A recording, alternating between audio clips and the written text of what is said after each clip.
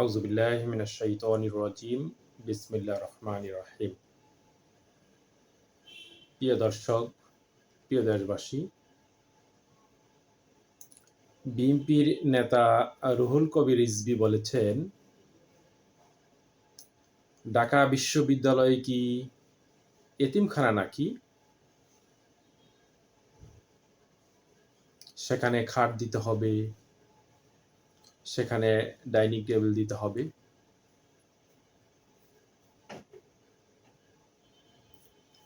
ঢাকা বিশ্ববিদ্যালয়ে যেখানে মেধাবী ছাত্রছাত্রী লেখাপড়া করে, তাদের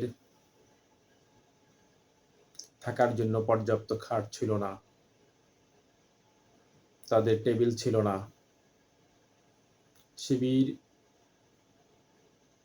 ডাকসুতে নির্বাচিত হওয়ার পর দিন থেকেই তারা ছাত্রদের জন্য উন্নয়নমূলক কাজ করে যাচ্ছে। তারা হলে হলে ছাত্রদের খাটের ব্যবস্থা করছে, টেবিলের ব্যবস্থা করছে, ডাইনিং টেবিলের ব্যবস্থা করছে এবং খাবারের মান উন্নয়নের জন্য তারা প্রতিটা ডাইনিংয়ে তারা প্রত্যেকটা হলে হলে তারা সেই খাবারের মান উন্নয়ন যেন হয়, খাবারের মান যেন ভালো হয় সেজন্য তারা কাজ করছে এবং কিছু কিছু জায়গায় তারা জরিমানাও আদায় করছে।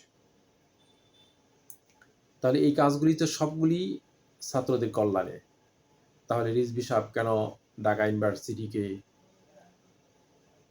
এতিমখানা রূপান্তর করলো? আসুন আমরা তা প্রতিবাদ করি।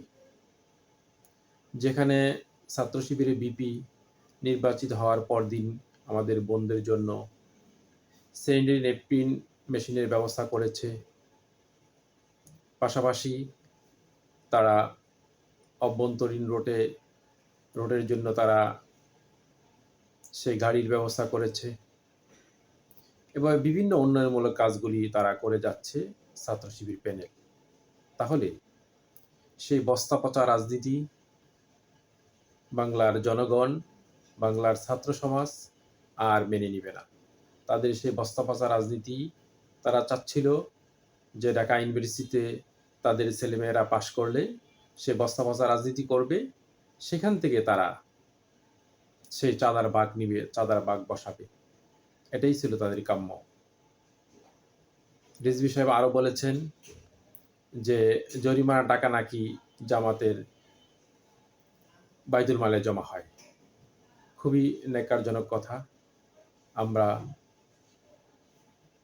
জনগণকে বলবো, আপনারা আপনাদের কমেন্টসে লিখে যাবেন সে বস্তা পচা রাজনীতি আপনারা কি ভালোবাসেন কিনা এবং ছাত্ররা এই বস্তা পচা রাজনীতি ফিরে যেতে চায় কিনা আপনারা আপনার কমেন্টসে লিখে যাবেন। সবাইকে শুভেচ্ছা। আসসালামু আলাইকুম ওয়া রাহমাতুল্লাহ।